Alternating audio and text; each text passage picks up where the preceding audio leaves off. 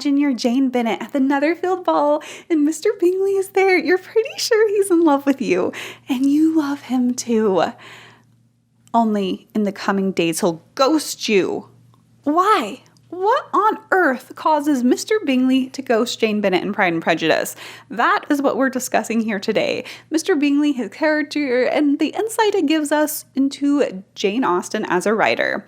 So if you want to learn all about that, then definitely stay tuned. My name is Ellie Dashwood, and this is my channel where we talk about history and literature. If you like either of those things, please subscribe.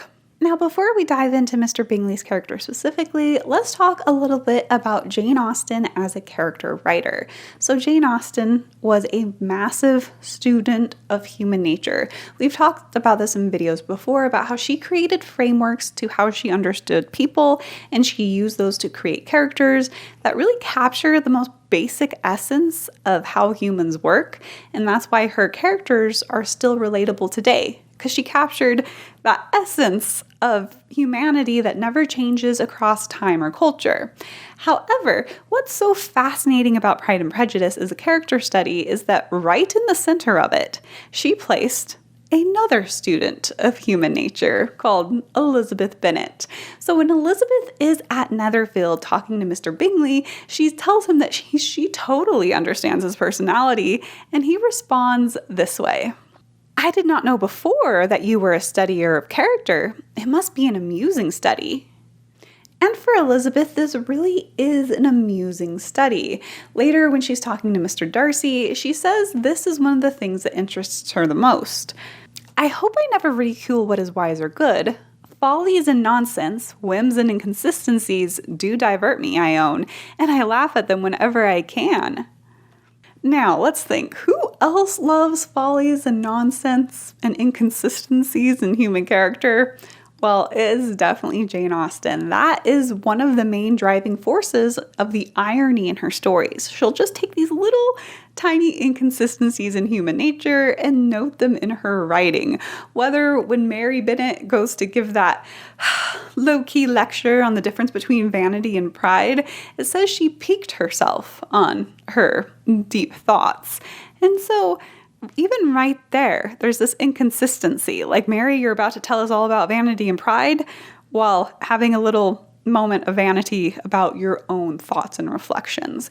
And this is seen throughout her works. Often the funniest moments in her books are when she's just picking up on these little tiny inconsistencies or follies of others, or in this case, her characters.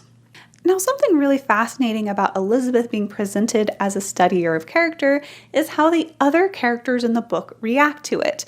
It's not strange to them. In fact, Mr. Darcy, when he hears this, is concerned not about Elizabeth's pastime of studying people, but about her limited opportunities to do so.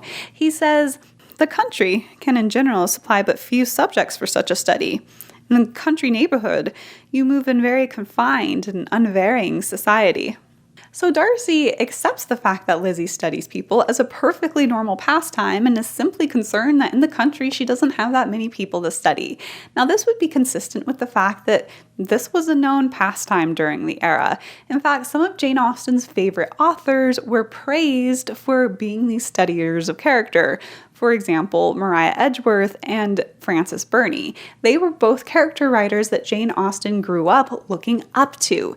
In fact, we note that that's one of the things she discusses about them in Northanger Abbey, that their books are only some work in which the greatest powers of mind are displayed, in which the most thorough knowledge of human nature, the happiest delineation of its varieties, the liveliest effusions of wit and humor are conveyed to the world in the best chosen language. Now, here Jane Austen notes one of her favorite things about the novels of her favorite authors is that they have a thorough understanding of human nature. Now, if you think about it, if you ask the average reader today, like, what do you think makes a novel really great? A lot of people would be like, oh, relatable characters, a really great romance, some action and adventure, great plot lines. But that's not what Austen's looking for, though. Instead, she's looking for a thorough knowledge of human nature. Now, is it possible, though, as Mr. Darcy is concerned, to get a thorough knowledge of human nature out in the country? Well, Jane Austen thought so, as Elizabeth responds. But people themselves alter so much that there is something new to be observed in them forever. And likewise, Jane Austen never let the fact that she grew up in the country stop her from writing. Of course, eventually she did move into Bath after a certain age, but she was already writing novels when she lived in the countryside.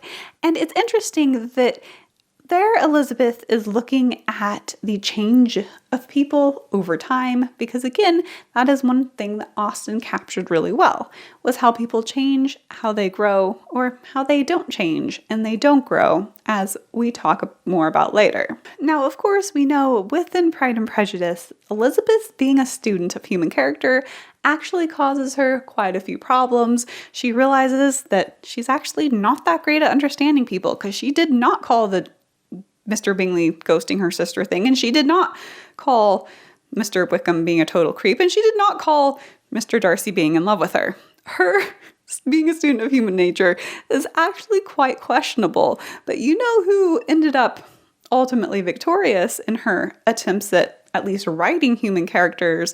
That would be, of course, Jane Austen, who's gone down in history as one of the best character writers of all time. As one Victorian-era critic put it, if perfect truth of description, if delicate insight into the shades of character, if the power to mark off one character from another by the clearest lines are some of the chief qualities of a great novelist, then Jane Austen deserves all the praise that has been heaped upon her by her admirers. Within her own sphere, which is not the tragic or sensational, she is not unworthy of comparison with Shakespeare.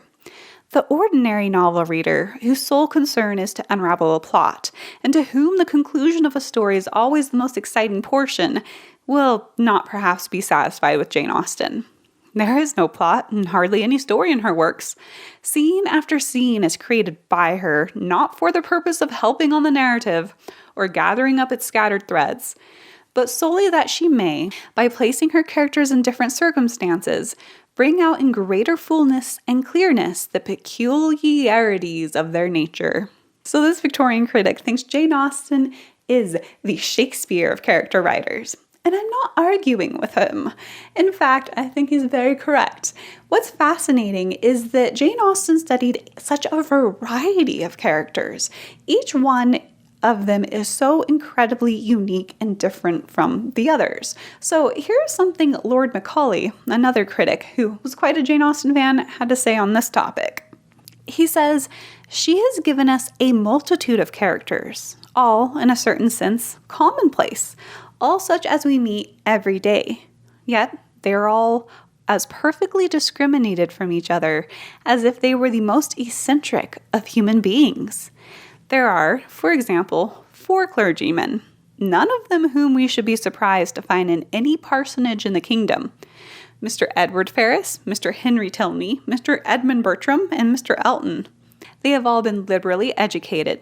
They all lie under the restraints of the same sacred profession. They are all young. They are all in love. Not one of them has a hobby horse, to use the phrase of Sterne. Not one has a ruling passion, as we read of in Pope. Who would not have expected them to be insipid likenesses of each other? No such thing. And almost all of this done by touches so delicate that they elude analysis, that they defy the powers of description, that we know them to exist only by the general effect to which they have contributed."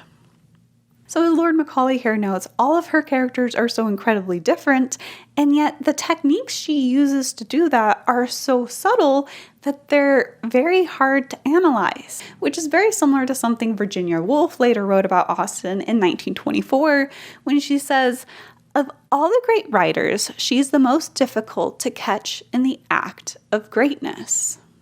Which all of this just goes to say, Jane Austen was a great character writer. She was a student of human nature that studied a huge variety of characters. She didn't just create a couple of archetypes and use them over and over and over again. Instead, we see each of them being discriminated from each other in the most delicate terms possible. Now, you might ask, what does this have to do with Mr. Bingley? Basically, he's a character study that plays a very important role within the greater character study that is Pride and Prejudice as a whole. But before we get into that, check out this video's partner. Thanks to Ferreo for partnering with us on this video. So you guys probably remember I started using the Ferreo FAQ 202 face mask a couple of months ago, and I'm still absolutely loving it. It's an LED face mask with 8 different wavelengths of light, including near infrared, that addresses a variety of skin concerns. I love going into the app and using the preset anti-wrinkle routine to treat my wrinkles. And overall, it gives my skin this radiance and vibrance that just really blows me away. I absolutely love it. I also love how easy it is to use. It is lightweight and wireless, meaning I can wear it while doing pretty much anything else, from getting my to-do list done to reading Pride and Prejudice. Because I think that's what everyone ultimately needs to do. Wear an LED face mask and read Pride and Prejudice. It's the ultimate combo. And right now, Ferreo is turning 12 years old and they're celebrating with some great deals. So definitely click the link in the description to shop the sale and use my code Ellie35 to get an additional 35% off almost all Ferreo products. And this code is stackable, meaning that you can use my code and the sale discounts at the same time. So definitely click the link and check them out today. Now let's take a look at Mr. Bingley's character for a second. We know that he is very impulsive, falls in love easily, is super persuadable, but below all of those character traits is one that's very foundational to his personality, and that is the one that's causing him big major problems, like almost losing the love of his life. What is that character trait? Well, Mr. Darcy gives us a hint of what it is in that letter he writes to Elizabeth at Rosings, where he explains how he broke Bingley and Jane up. Let's look at that passage. He left Netherfield for London on the day following, as you, I am certain, remember, with the design of soon returning. The part which I acted is now to be explained. His sister's uneasiness had been equally excited with my own. Our coincidence of feeling was soon discovered, and alike sensible that no time was to be lost in detaching their brother, we shortly resolved on joining him directly in London. We accordingly went, and there I readily engaged in the office of pointing out to my friend the certain evils of such a choice. I described and enforced them earnestly, but however this remonstrance might have staggered or delayed his determination, I do not suppose that it would ultimately have prevented the marriage, had it not been seconded by the assurance, which I hesitated not in giving, of your sister's indifference. He had before believed her to return his affection with sincere, if not equal, regard. But Bingley has great natural modesty, with a stronger dependence on my judgment than on his own. To convince him, therefore, that he had deceived himself was no very difficult point. To persuade him against returning into Hertfordshire, when the conviction had been given, was scarcely the work of a moment. I cannot blame myself for having done this much. So, did you notice what character trait Mr. Bingley is described as having here? It is great natural modesty. Mr. Bingley is just a little bit too modest. That is what allows Mr. Darcy to come in and convince him that the girl he thought was in love with him was actually not in love with him at all. Now, you might think, is modesty really a problem? Isn't that like a good character trait people should be having? Isn't one of the points of Pride and Prejudice as a novel to say you shouldn't have so much pride? That's where things really get interesting with Mr. Bingley. If we zoom out for a second and look at Pride and Prejudice as a whole, it is a character study that involves a lot of looking at both pride and prejudice. Now, obviously, these are character traits that Darcy and Elizabeth need to work on, but they're not the only studies in Pride and Prejudice in the books. In fact, almost all of the characters to some level are struggling with either pride or prejudice or a lack of Pride and Prejudice. So, for example, Mr. Collins is a massive study in pride. The book says that he was a mixture of pride and obsequiousness, self-importance, and humility. Lydia, Kitty, and Mary are all called vain at different points in the book, but then at the same time, we see people having too much pride and too much prejudice. But Jane Austen is also asking the question, what happens if you don't have enough? Can you be deficient in Pride and Prejudice? And what are the negative outcomes of that? And there we really have Bingley and Jane stepping in to help us look at that. Of course, Bingley's too great of natural modesty makes him almost lose the love of his life because it makes him reliant too much on the judgment of others. Meanwhile, Jane is really there showing us what happens if you don't have enough prejudice. At the beginning of the book, Jane Bennet doesn't want to think ill of anybody, even if they've done things to kind of deserve it. Lizzie says of Jane, "With your good sense to be honestly blind to the follies and nonsense of others. Affectation of candor is common enough. One meets with it everywhere. But to be candid without ostentation or design, to take the good of everybody's character and make it still better, and say nothing of the bad, belongs to you alone." Now, of course, this character trait of Jane makes her incredibly sweet and lovable. However, it also puts her at risk and makes her more vulnerable.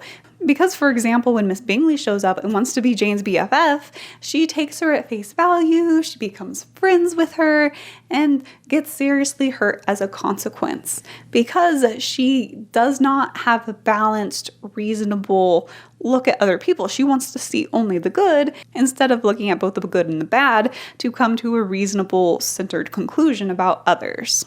Which takes us to one of the main themes that runs through all of Jane Austen's novels, and that is the importance of balance. Jane Austen characters usually have some problem because they're out of balance. They have too much pride, or, like Mr. Bingley, they don't have enough pride. Now, personal character growth often happens when a character grows more balanced. So, for example, if we look at Northanger Abbey, Catherine in that story starts off very naive, very trusting, and yet, what do we want her to do? We want her to grow as a character, but do we want her to become jaded and suspicious? No, because that would take her out of balance in the opposite direction. Instead, we want her more centrally balanced into being wiser and more discerning without going to the other opposite extreme. Now, of course, if we look at Jane Bennet in Pride and Prejudice again, she has that sort of character growth. She goes from the extreme of never being willing to think ill of anybody to, understanding that Miss Bingley is not that great of a person. So we see that gradually happen throughout the story. So, for example, when she is in London and Miss Bingley comes and calls on her but is totally like a jerk about it, this is what Jane has to say. "My dearest Lizzie will, I'm sure, be incapable of triumphing in her better judgment at my expense. I confess myself to have been entirely deceived in Miss Bingley's regard for me." Now, of course, as readers, we all know this is the understatement of the year. However, for Jane, this is some major character growth. Prior to this, she was always trying to write everything off as simply a misunderstanding. Even between Darcy and Wickham, she wouldn't take sides or think ill of either of them. But here, she is now willing to admit that Miss Bingley deceived her, or at least she felt deceived. Then later in the story, she goes even further and attributes Miss Bingley to having aided the breakup. "It must have been his sister's doing. They were certainly no friends to his acquaintance with me," which I cannot wonder at, since he might have chosen so much more advantageously in many respects. "But when they see, as I trust they will, that their brother is happy with me, they will learn to be contented, and we shall be on good terms again, though we can never be what we once were to each other." So here, Jane has decided not only did the Bingley sisters help break her and Bingley up, but they could never be as good as friends as they once were. And of course, even Elizabeth notes that this is character development in her sister. Elizabeth responds, "That is the most unforgiving speech that I ever heard you utter. Good girl. It would vex me indeed to see you again the dupe of Miss Bingley's pretend regard." So while, of course, Jane's personality was not a complete revolution to the opposite extreme, she did make some nice little growth towards a balanced center. She is now able to see that the Bingley sisters have fake regard for her and acknowledge that and not try to brush it off as something that it's not or make excuses for them. So really, when we look at Jane and Bingley in the framework of the greater novel, they are the important characters there, showing us what happens at the opposite extreme. We have Darcy having too much Pride and Prejudice, they're having not enough, and Jane showing that being unbalanced in either direction is a bad idea. Problems happen, that we all need to grow towards a happy, balanced center. So why does Bingley break up with Jane? Well, because Jane Austen was a student of human nature writing a giant character study of Pride and Prejudice. He needs to gain a little bit more pride so his best friend can't convince him that the girl he's in love with doesn't like him back. See, that's what happens. If you don't have enough pride, you almost lose the love of your life. Anyway, let me know in the comments down below, do you think Bingley will ever have that healthy growth towards the center of being perfectly balanced, or is he going to be a little bit too modest for the rest of his life? And remember to check out our partner. Remember, Freo is currently having some great deals, and you can use my code Ellie35 to get an additional 35% off with this stackable discount code.